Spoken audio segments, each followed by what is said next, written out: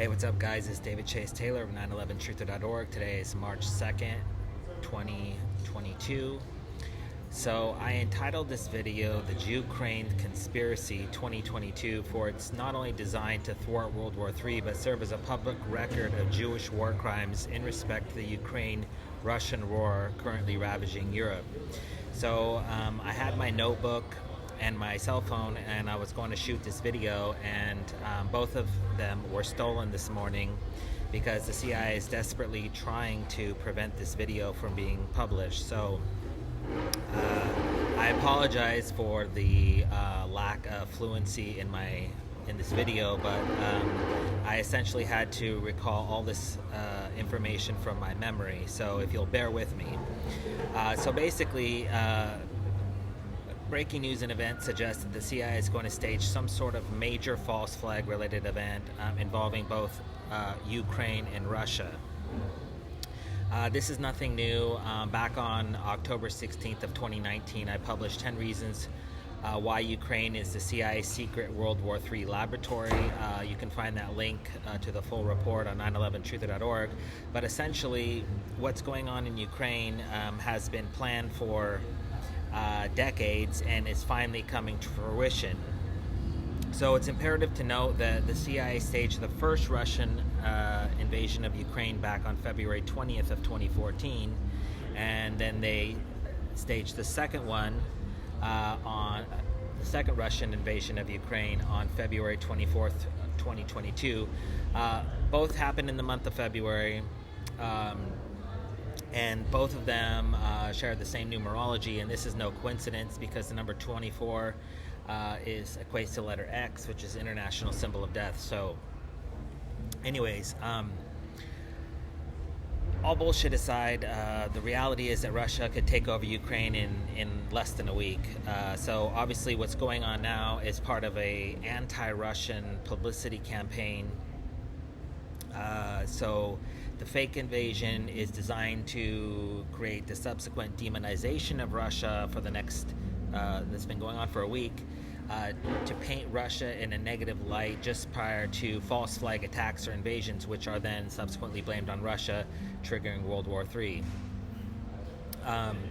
So exactly what the CIA is planning to stage in respect to Ukraine and Russia is obviously not known, but the following events are expected by May 7th of 2022. This is the 10-year anniversary of Putin's rule.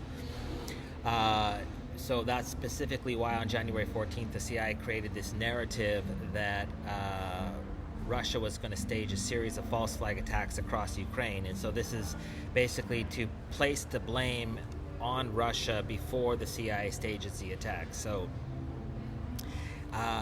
exactly what type of attacks are planned is obviously not known, but it appears that the first order of business is to trigger World War III by baiting neighbor states of Ukraine into war with Russia as pretext for American, NATO, or European intervention. So basically, Romania, Georgia, other states in the region, it's highly likely that the CIA will go ahead and stage attacks there as well. Russia previously invaded Georgia. The second most likely event is a Russian CBRN related event. This is chemical, biological, radiological, or nuclear, possibly involving the likes of the Chernobyl nuclear reactor.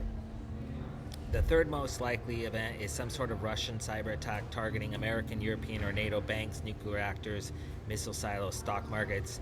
So back in 2014, the CIA staged the Russian Ouroboros malware attack targeting Ukraine. From 2014 to 2016, they staged the Fancy Bear cyber attacks targeting Ukraine's military. Then in 2015, they staged the Russian Indestroyer malware attack targeting the power grid of Ukraine. A year later, in 2016, they staged the second Indestroyer malware attack targeting Ukraine, targeting their nuclear reactors, their oil pipelines, and their power grid. And then in 2017, they staged the Petya malware attack targeting Ukraine, and this was hitting mass transit, airports, everything like that. So some sort of alleged Russian cyber attack targeting Ukraine or Europe or America is expected possibly tomorrow. that would be the 3rd of March. There's also the possibility the CIA will stage Russian attacks targeting Ukraine's oil sectors and oil pipelines, or energy sector and oil pipelines. This is designed to create an international fuel crisis around the world. So they're planning on exporting what's going on right now in Ukraine to the whole world. Because Russia allegedly shot down Malaysian Airlines flight MH17 over Ukraine, some sort of shoot-down attack targeting European or American planes is also expected. Like I mentioned about Chernobyl, this is Russia seized the Chernobyl plant, and so we can expect some sort of nuclear radiation meltdown, fire, explosion, which will send some sort of a radioactive cloud towards Europe, causing some mass evacuations. There's also the possibility, which is happening right now, they're saying that almost 1 million Ukrainians have been displaced, so we can expect some sort of mass migration into Europe with all these Ukrainians, and then they'll, of course, after they're in Europe, they'll say that they're terrorists, just like they did with the Syrian refugees. And then, so, as I mentioned earlier, there's this coordinated CIA international boycott of Russia, and it's designed to crash the Russian ruble. And this will likely result in an assassination event targeting Putin, or some sort of communist or hardliner coup or overthrow of the Putin government. So they're trying to destabilize Russia economically, and so that they can basically bait Russia into some sort of a war. And of course, Russian-backed attacks targeting American or NATO troops is also expected, possibly featuring mass shootings, truck bombings, or vehicular manslaughter attacks. So, like I mentioned at the beginning of this video, I'm calling it the Jewkraine Conspiracy because when we look at what's going on there, it's no accident. So first, we're going to look at the players involved. So we have U.S. Secretary of State Antony Blinken, who's a Jewish Secretary of State of the United States. He's the one that's basically beating the war drums continuously, and so it's important to recognize his allegiance also with Ukrainian President Vladimir Zelensky. So he is also Jewish, and his family allegedly survived the Holocaust. And then we have to look at the state of Russia, and back on May 7th of 1934, they created what's called the Jewish Autonomous Oblast. This is a Jewish state within Russia. So it's important to recognize this. And then roughly 60 years later, Ukraine is formed. So let's just look at Ukraine for a second. Okay, not only does the U is represented of U as in Jew, so it's Jewkraine, but the capital of Ukraine is called Kiev. That's a K, and we have the original K was this, and then you have the V, so consonantly it's KV, and this forms, of course, the Star of David, the Jewish Star of David, which is coincidentally found in the State Department, which Antony Blinken runs. So just to recap, what's really interesting is that they actually changed the name of Kiev from K-I-E-V to K-Y-I-V, and this was just right before the invasion. That is because the numerology does not lie, and everything about Ukraine is Jewish.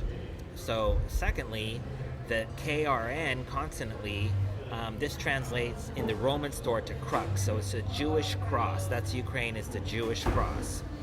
And so that's why when you look at the Ukrainian coat of arms, it features what's the trident symbol, which is the innermost part of the menorah, the Jewish candles. So that's why that's symbolic of the lighting of the fire, right? Those are 7 candles. This represents the innermost sanction of this symbol. So everything about Ukraine is Jewish. And then Russia, what's going on with Russia is also a Jewish state. So it's important to note that, because Israel was supposed to be the World War III laboratory, but because of my writings linking Switzerland, which is, as I've revealed, is the first Jewish state, they don't feel comfortable.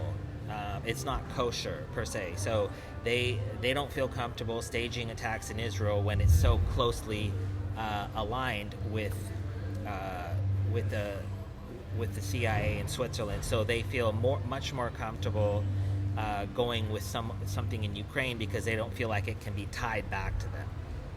So anyway, it's also important to note that America is intimately tied to Ukraine, and why? This country is in Eastern Europe. It has no obvious ties to the United States, but President Biden's son, Hunter Biden, is coincidentally employed by the Ukraine gas company called Burisma. And the first impeachment of Donald Trump was based off a July 25th, 2019 phone call with Ukrainian President Vladimir Zelensky. And the reason why the Ukrainian president has the name Vladimir, or why he was chosen, is because this is similar to Vladimir, which is the Russian president. And then you have Vladimir Klitschko and Vitaly Klitschko, these two world-class boxers. One is coincidentally, Vitaly is the mayor of Kiev. And then Vladimir, this like 7-foot guy, dated this sex kitten named Hayden Panettiere from Hollywood. So the whole thing, everything about Ukraine and the current crisis is all manufactured, and it's basically, like I published back in 2019, it's the CIA's World War III laboratory. So everything that's going on there is not by accident. It's all premeditated. It's all designed to trigger a much larger international crisis. World War III, CBRN attacks, cyber attacks, refugee crises. So this is basically, the CIA has been exposed in Switzerland, and so they're desperately trying to trigger World War III, and they have chosen the new country of Ukraine as their laboratory. And so lastly, it's imperative to note that in the event that this war continues, every single death is a war crime that can be laid on the hands of the CIA. So it's imperative to note that as this escalation continues and as these attacks begin to increase, whatever happens, this video will serve as a public record of war crimes that were premeditated and planned. And not only that, but hopefully it will result in some sort of de-escalation of the current crisis. So that's obviously the goal behind it.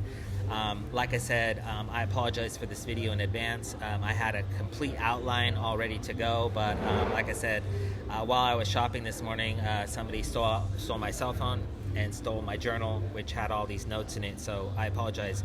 But anyway, in the event that things begin to get worse, I kindly ask that you download a copy of this video and share it with local law enforcement, military, and police-related agencies. So yeah, that's essentially all I can ask you guys to do. In the meantime, just check out 911truther.org. Going to be publishing reports there, and until they steal my laptop. So anyways, praying for a peaceful March of 2022.